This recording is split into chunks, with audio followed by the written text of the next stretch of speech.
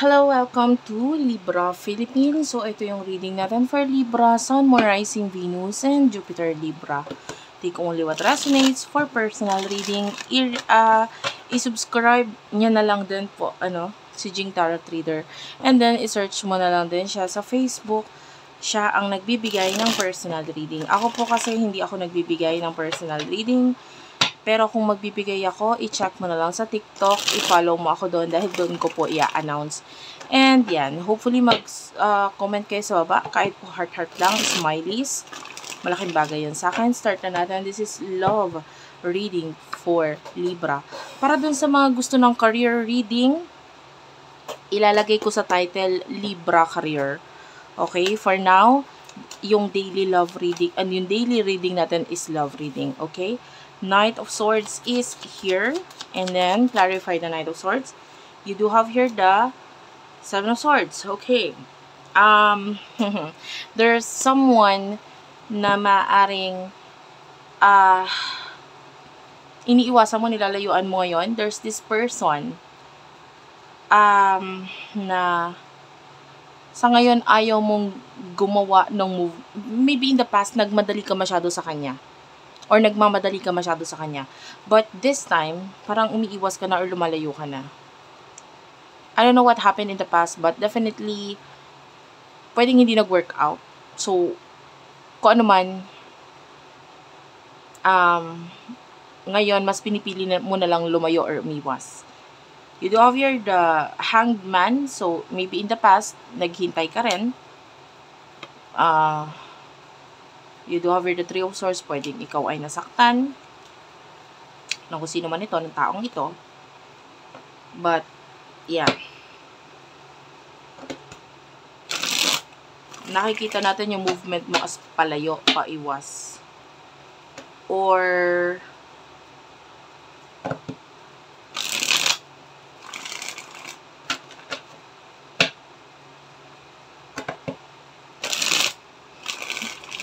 yung iba sa inyo pwedeng ayaw mo na.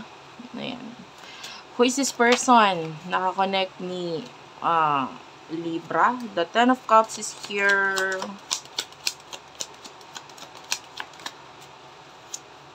Ten of Wands. Four of Wands is here. Ito na, kukuha ko ito as reversal. So, we will read this as a reversal. Bottom of the deck, you do have the Five of Pentacles, Taurus, Virgo, Capricorn. Ayan. Ayan. Wait lang guys. Inom lang ako.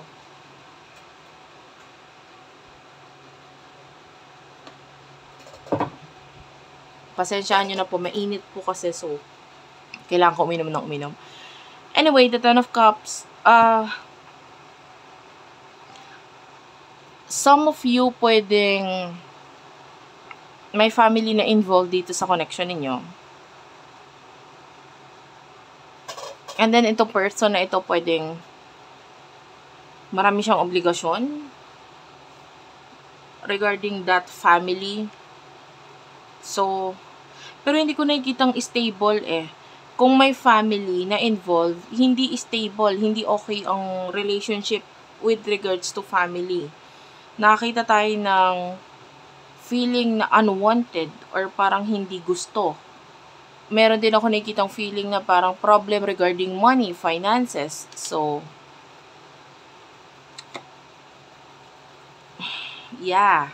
And if there's a relationship, you do have here the Four of Swords. Ayan, nagkakaroon ng dumadating sa point na parang natutulog na lang na itong relasyon na to may problema. The Nine of Swords. So, ito, sa totoo lang, hindi ko alam kung saan ka dito. Hindi ko makuha kung saan ka dito. So, yung iba kasi sa inyo, pwedeng ikaw yung, sabihin na natin ka-live-in, ikaw yung partner, ikaw yung karelasyon. Tapos, itong person mo, might be, hindi stable yung relationship ninyo. Yan, may problema. Yung relasyon ay tinutulugan na lang yung problema. Pwedeng ganon. Yung iba naman sa inyo might be, ang kakonect mo is someone who is in a relationship. Pero kung siya ay nasa relasyon, kung siya ay may pamilyado na, hindi okay yung relasyon niya with that family. with that karelasyon niya, kakonect niya. Pero nakikita natin yung paglayo or pag-iwas mo dito kasi nga pamilyado na, so alam nga naman. So iniiwasan mo, nilalayuan mo. So yung nakikita man natin na kahit iwasan mo, talagang may problema na sila nung partner niya. Pwedeng wala namang kinalaman sa'yo eh. Any kind of problem. Alam mo yon, kasi minsan kahit yung maliit na problema, lumalaki yan. Lalo kung hindi mo aayusin. Kumbaga parang sa butas, lalong lalaki kung hindi tatahiin. And this is the energy na nakukuha natin dito. This person, kung saan ka nakaka-relate doon, pagdating sa family matter, hindi okay. Marami siyang responsibilidad, marami siyang obligasyon, pero hindi natatapos yung pakikipagrelasyon or ang connection sa partner sa ganon. Na naibibigay mo yung responsibilidad mo, ginagawa mo yung obligasyon mo, responsibilidad mo. Hindi, kasi sa pamilya or sa relasyon, kailangan pa rin may partnership, may love. And nakikita natin na hindi iyon, kumbaga pagdating sa pakikipagpamilya, hindi sapat yung mga naibibigay nitong person na ito. Dahil may problema. Okay? Wait lang.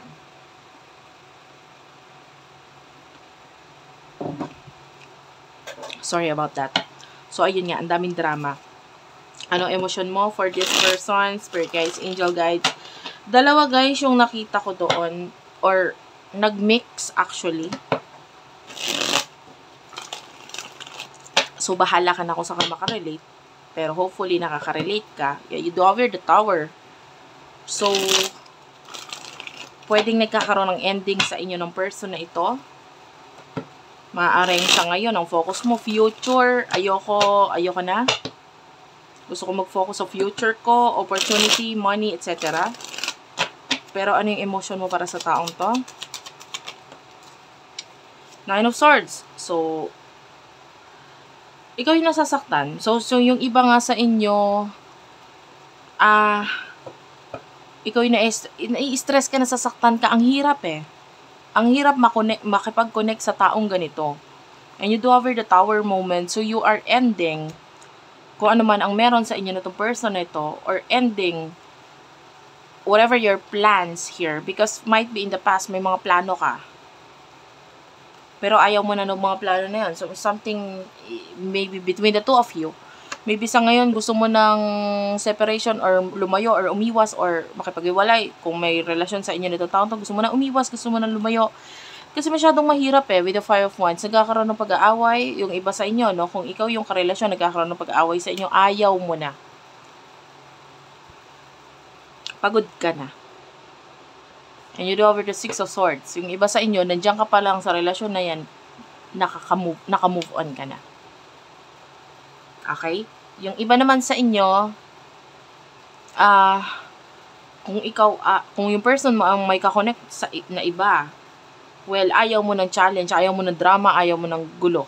So, you are just forgetting about this person. Medyo ang mahirap para sa'yo is yung kalimutan itong taong to dahil there are times na bago ka matulog, naiisip mo siya. There are times na lumalabas siya sa panaginip mo, so mahirap din yon, masakit. Diba? Especially if you do really like this person. Kung gusto mo talaga siya. And yung iba sa inyo, you might feel like this is your soulmate. So, kung nakikita mo soulmate mo siya, ayoko na. This is you na nag-give up na, ayaw na sa person na ito dahil there's a lot of drama. So, ano yung emotion ng person na ito para sa'yo? Alin man doon, guys. Nakita ko ng glitters. So, I don't know if you do have a glitter or something shiny sa katawan mo ngayon. Maybe, yung iba sa inyo, if you're wearing makeup, maybe glittery yung makeup mo, yung eyeshadow mo, you're wearing glittery makeup. Or, maybe yung suot mo. You might be wearing something na may sequins. This could be a reading. Anyway, hindi naman importante yon kasi nagpakita lang sa akin. So, hindi naman lahat may ganon. The Page of Swords in the Tower is here. Etong person na ito, yung emotion niya, or yung gusto niya mangyari, is i-end kung ano man itong magulo na ito. Gusto niya matapos na din kung ano man itong magulo na to. So, kung siya ay may karelasyon na iba, gusto niya matapos na yun. Ayoko na dito sa karelasyon na to. Magulo. Ayoko na.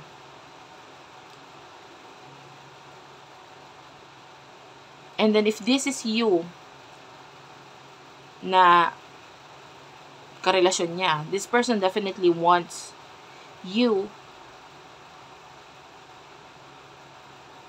out of his or her life. So, gusto niya na rin ng ending. Pareho ninyong gusto yon.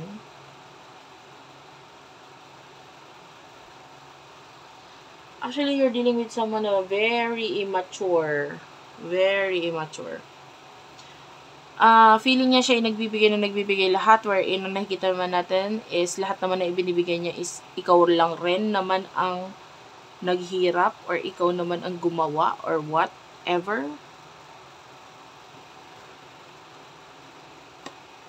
Okay.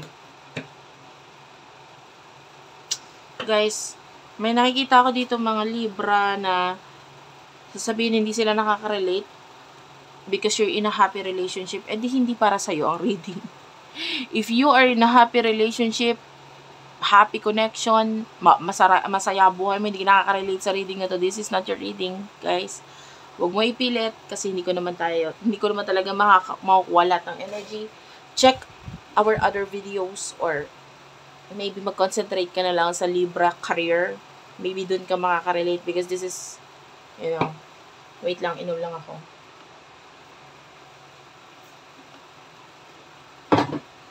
And you have a choice, guys. Pwede kang mag-leave.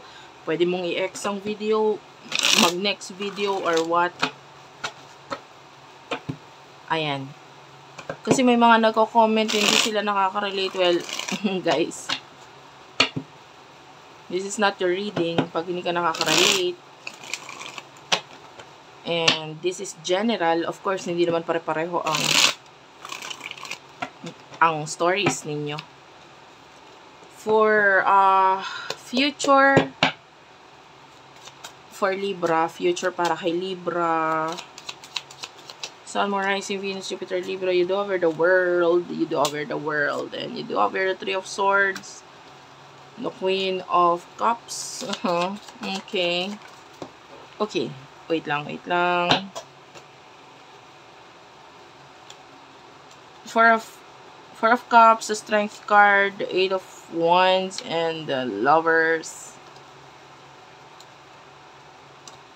May person ako nakikita dito. I mean, guys, kung finre mo if you are the one, finre mo yung sarili mo sa toxic na relasyon, and you are being open, pero nakikita natin, you are actually not okay pa emotionally. So, in the future, marami tayong nakikitang dumadating sa buhay mo, they will give you offer, pero parang sa'yo hindi ka sigurado, hindi ka sure kung tatanggapin mo whatsoever. With the Strength card, Leo energy, natutunan mo na maging matapang, matigas, and maybe, yung iba sa inyo, hindi mo nakikita na relationship o relasyon, pakikipagrelasyon sa iba ang makakatulong para mag-heal ka. So, that is actually okay. Lalo na with the world, ikaw, feeling mo sa sarili mo, you're already kompleto na, wala ka na kailangan, etc. So, why would you welcome another person na pwedeng maging sakit ang ulo mo? But there's new people with the Page of Wands na gustong makipag-communicate sa'yo. They want to help you na makapag-move on, or they want to, so sinasabi kong they kasi hindi lang isa yung nakikita ko. Nine of Wands, so yan. Alam nila na medyo magiging mahirap para sa'yo ang magdesisyon regarding sa love or sa kanila kasi, doon nanggaling ka sa isang relationship na hindi okay. So, ayun. There's definitely people na gustong makipag-connect sa'yo na bago in the future. Yung iba naman sa inyo, if the story is the other story na binanggit ko kanina, wherein yung person mo is nasa another relationship, another connection,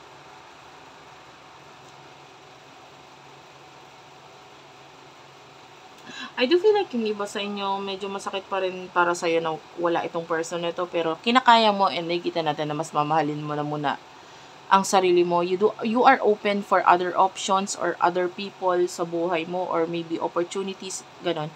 Pero pagdating sa love, you're not yet ready then. Muna.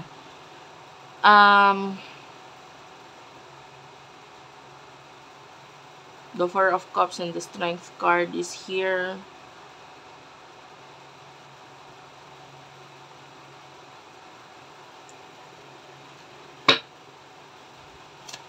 Clarify the Lovers, please. Two of Cups. The Five of Swords. Ten of Swords is at the bottom of the deck.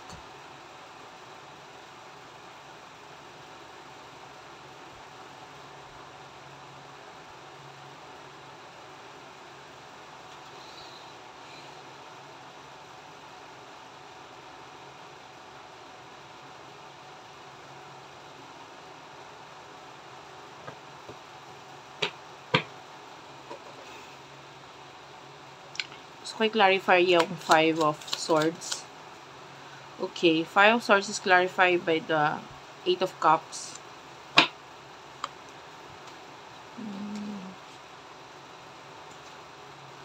There's a possibility na magkaroon ng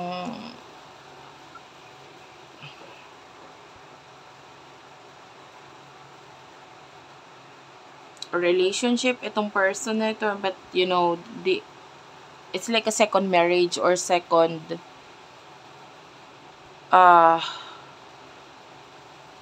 second marriage, or yung iba naman kasi walang marriage, so live in dito sa person na ito. Kasi malaki yung chance na magkaroon ng separation sa kanya at dun sa person niya.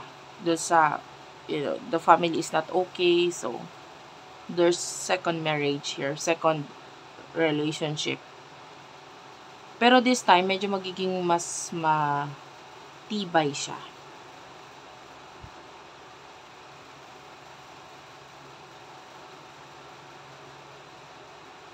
Hindi ko ma-direct, guys, kasi yung iba sa inyo, this is you na pwedeng makakonect din ng person nito, second marriage or what.